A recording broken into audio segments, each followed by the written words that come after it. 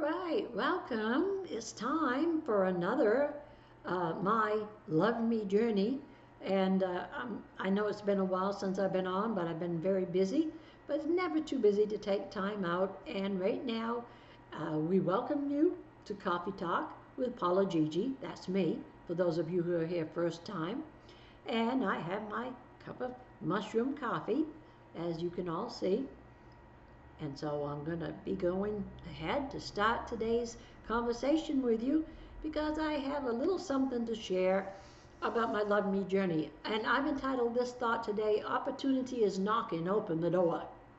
Because a lot of times people, the door, that knock comes at the door, but a lot of people are afraid to open it, too busy to open it, what have you.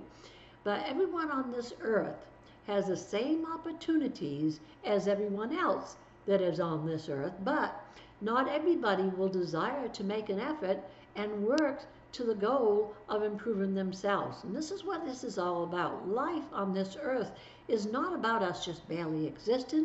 It's not about us just having the same old activities day in and day out, the same jobs and so on and so forth. It's about expanding. It's about growing.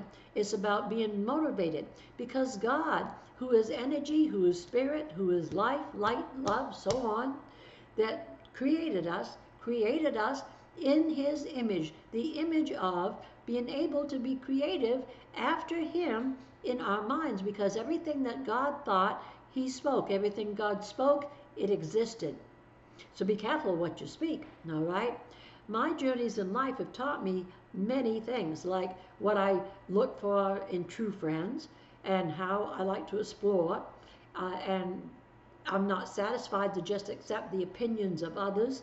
I have to be that type of person that if you're going to tell me something, I've always been a proof is in the pudding type person. Don't tell me it's chocolate pudding.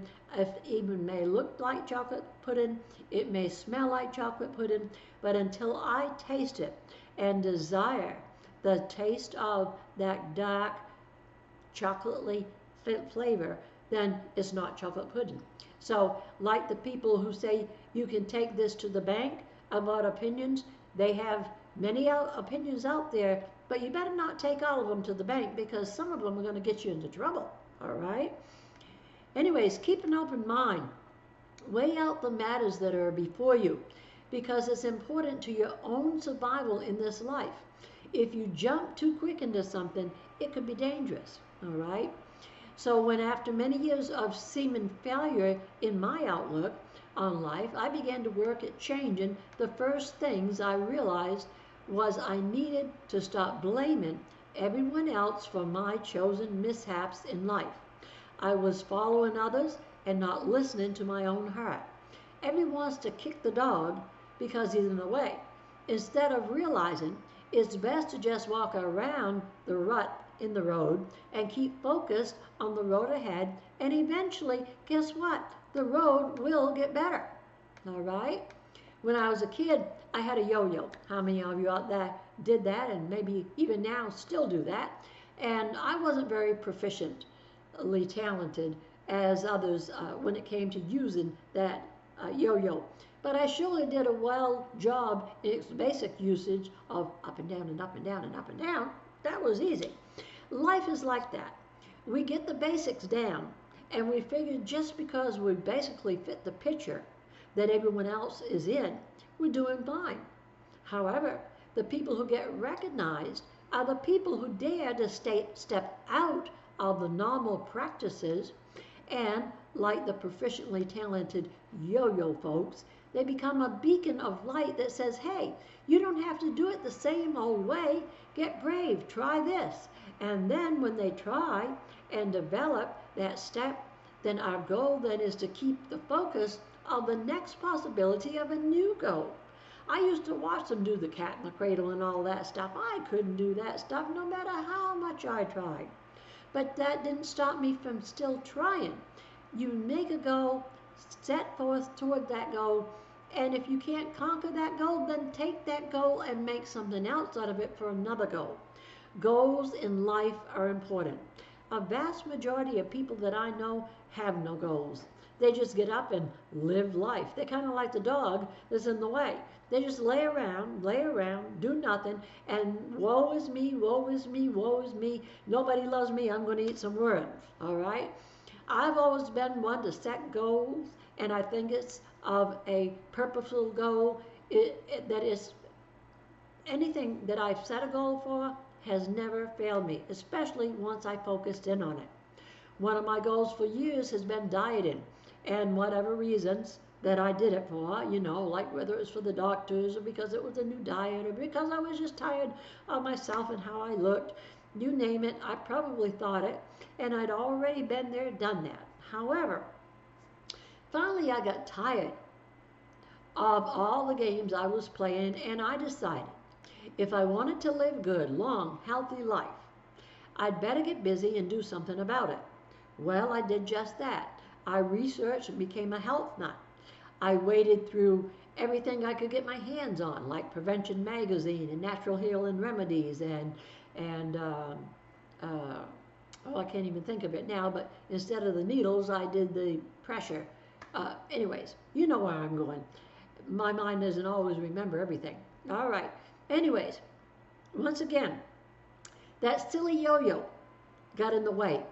And many of you who know me can verify that I finally switched to a keto diet. After I'd had a bad results with IBSD, I had a bad spell, and when I did, I lost a lot of weight rapidly, and I got to the point where I became so weak and tired that I could hardly put one foot in front of the other, and I made myself get up and do my housework every day regardless. That's that goal. I wasn't going to give in to my weakness. I wasn't going to give in to whatever was holding me down. I was disciplining myself to keep on being motivated. I want you to know today, set a goal, be motivated. So what if you trip? Pick yourself up, dust yourself off, head on down the road again. Amen? Amen. Anyways, like I said, I became weak, and I made myself get up and do the housework regardless. And on the keto, everything got so much better for me that when I started hearing about the carnivore diet and researching it out, I jumped in with both feet and I took off running, because after 8 years vegetarian and then about a span of 15 to 20 years of just eating whatever, and I never gained a lot of the weight back, but I gained some weight back. But with the IBS, I didn't keep any of the weight, because then I started losing the weight because of the IBSD. Anyways, so I started out doing the keto diet, and then eventually I switched off, and I found that I totally enjoyed that satisfying carnivore diet, especially because all the meats, which I hadn't eaten a lot of red meats, I'd eaten a lot of chicken, pork, and occasional fish, because I'm not a fish person. I try to eat fish, but about the only way I like to fish is tuna steaks and yeah, I'm drawing a blank again. Anyways, that's what happens. So I headed, I'm headed soon into my 3rd year of being on carnivore. I never felt or looked so good in all my life. And even the doctors are amazed at my health, except they argue with me about my high cholesterol, which bothers them more than it does me. I'm not worried about my high cholesterol. And I also have read so much research on that I realize that because my cholesterol is higher, now I realize why I don't get all the sicknesses a lot of people get. People with higher cholesterol don't have all those sicknesses. So I love me the way I am. I love focusing on improving everything in my life, from my spiritual walk to my mental attitude to my physical body.